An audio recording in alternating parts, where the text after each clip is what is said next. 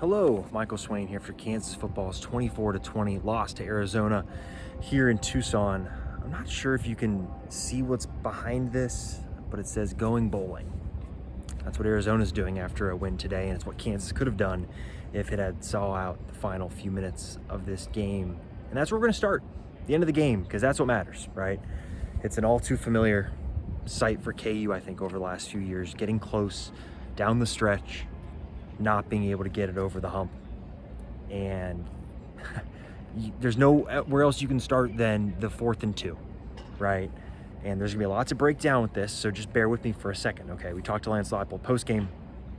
Basically, it comes down to one thing, and that's Jalen Daniels not being able to be on the field. Supposedly, the officials told Daniels that they had flagged him for an injury of some sort, and due to the nature of the injury, supposedly, KU could not call a timeout to get him back in the game. I don't know this, but my assumption is that means that they had flagged him for a head injury, because remember, he got hit, fumbles, KU's able to recover. Something in there makes it so that KU could not have called the timeout to get Jalen back in the game. Lance Leipold said that if Jalen was able to be in the game, he would have gone for it. Do I believe him? I don't know. I like to take a man at his word, and so if you want to believe him there, I will. But if you want to be skeptical, I certainly would understand it. Leif Marjan misses his first kick of the year, of all times to do it. Think of how good he's been this year, right? The kick against Texas Tech, the kicks earlier in the game, and it was a total push. Like, it wasn't even close, competitive. I was right back over here on the sideline, right behind it. I posted the video to Twitter, and you can just see from the second he kicks it was a push. It was not going to go in. Of all times for your kicker, who I think has been one of the best in college football, and could have a shot at a pro career, of all times for him to come up short and miss it. You got to feel bad for him. And it's just Kansas football. It just is Kansas football. Getting close. The defense for so much of the second half was nails. The first time in how long that the Kansas defense was consistent for pretty much an entire half until the final drive when it mattered most. And then there's a bust. KU, I think, tries to blitz. Again, I'm watching from the sideline, so you got to forgive me. And also, there weren't very many replays today. But it looked like a bust where it's just the middle of the field's wide open to go run, right? Missed gaps. It's the name of the game for KU on defense. And it's just such a stark contrast to what we saw for much of the second half, which was gap discipline. KU got after the quarterback. They were in position to have interceptions. They couldn't make the key play. And that's what it comes down to for Kansas in this game. Not making the key play when it matters most. And that's why Kansas is not going bowling yet, and why Arizona has clinched bowl eligibility in year 2 under Brent Brennan. And talk about a turnaround, right? They were awful last year. Noah Fafita was terrible too, and all of a sudden this year he's having a great year. And you got to give the KU defense credit for really slowing down an Arizona offense that has put up points this year, that has some really good playmakers on the outside, right? KU tackled pretty well today. KU got after the quarterback. Arizona was allowing 2.3 sacks per game. KU gets 5 sacks. Right? That's for a pass rush that has really struggled to finish and get those sacks, especially from the defensive end position. Dak Brinkley gets 2 sacks today.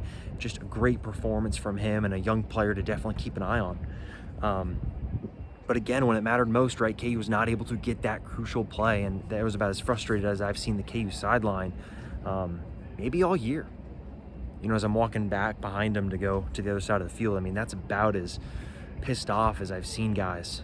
And it makes sense, right? You're close to getting that win that you've been gunning for, and you come up short. Now, the offense has its own part to play in this, and it's another game where KU is totally unable to put the ball in the end zone in the second half. You can talk about Texas Tech, you can talk about Kansas State, you can talk about Arizona, right? 3 games where Kansas has not scored a touchdown in the second half. And if you want to go to UCF2 and count that, you can, because that was a touchdown set up by a strip sack that put KU at the 1-yard line. So KU in these games, for some reason or another, something is going on between halftime and the second half where the other team is doing something to really slow down KU or make KU less efficient, right? Jalen Daniels missed some throws today. What's a stat line? I got it right here. 15 to 29 for 200 yards, right? 1 touchdown, no interceptions. Maybe could have been intercepted on the final drive, but it doesn't matter. It's one of those performances where it's good, but again, the ability to make those key plays at key moments just not quite there. And so in the second half, right, KU really struggled. And KU's got to figure it out offensively, because at times the play calling is so conservative. You think about the first half, right? KU's at a 3rd and 8, and they decide to run outside zone with Daniel Highshaw without a 6 offensive lineman on the field. And that's one of the great ways that KU was able to move the ball on the ground, was using that 6 offensive lineman. And KU doesn't get it, punts it away. And so at times it feels like the offensive play calling gets really conservative. And then there are other times when all of a sudden the triple option shows up again today. Where's that been all season? You know, that's an aspect of the offense that made Kansas so tough to defend for other teams, was the threat of Jalen taking it, or the threat of any quarterback taking it. And that has just been so absent from the offense for most of this year. And so as a result, right, this is another 1-score game that KU finds a way to lose. KU can't make the winning plays right now. And what is it going to take to get over that? I don't know. Lance Leipold doesn't have the answer, and how can you expect him to, right? It comes down to a player making a play. It comes down to Saeed Gibbs catching the ball in the flat, right? Because if he catches the ball, that's a pick 6. Different game. You know, if Jalen Taw isn't called for a holding, which I think was a perfectly fine call in the replay I saw. You know, if he's not called for a holding, all of a sudden you're looking at it, and Leroy Harris gets a touchdown, and it's a 14-point swing the other way. So it's all coming down to key plays and key moments. Right now, Kansas is not making those. They're going to have to make them against Iowa State. Because I'll tell you what, you know, Matt Campbell might be as conservative as Lance Leipold, but those guys consistently make really key plays. Like today, I stopped paying attention to the Iowa State game when it was, I think it was like 16-6, something like that. Iowa State comes back and wins, right? They make the key plays. And so KU has to find a way to do that to get to bowl eligibility. Because if they don't, we're talking about another 5-5 season, and it's 2 years removed from bowl eligibility. Kansas has to reset at quarterback. There's a lot more questions in the transfer portal going into this offseason. Like, there's just a lot of questions building. So Kansas has to get back there. And it's going to take incomplete performance. And again, guys making those key plays. And right now, that's not happening.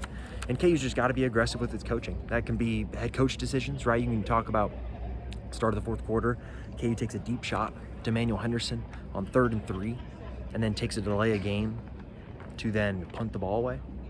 You know, that's a decision you can look back at. Sure, yeah, KU defense gets a stop and forces a punt. But again, it's not outcome driven. It's process driven, right? That's what Lance Leipold and Kansas coaches and Kansas players talk about, being process driven. Well, the process right now is conservative. I think at some point you got to be a little bit more aggressive and kind of put your neck out there a little bit. Because these are close margin games, and there's going to have to be some risk in it. You know, this isn't a situation where, you know, you can just go out talent people and play kind of, you know, risk-averse football. Now, there's going to be an element of risk, and so Kansas has to take that. Now it's a bye week. They get the chance to really look at what they're doing, figure out what the next step is and what it's going to take to get those key plays and key moments to get you a 6th win and back to bowl eligibility. Look, KU can beat Iowa State, but they've got to play a clean game and a full game and make the big plays. So it's all to play for. Obviously, check out Lance Leipold's full post-game press conference. I hope I did a good job explaining what he said. You can go listen to him. Jalen Daniels obviously talked about it as well, right? His perspective on that 4th down where they said that he couldn't be out there. So make sure to check all that out on the YouTube channel. Check out Fog.net, all sorts of coverage. One of the only people here, so make sure you're supporting us and checking out everything. So thanks so much for watching. Make sure you like and subscribe to the YouTube channel. Plenty more videos to come as basketball season heats up. Thanks so much for watching. Talk to you guys later.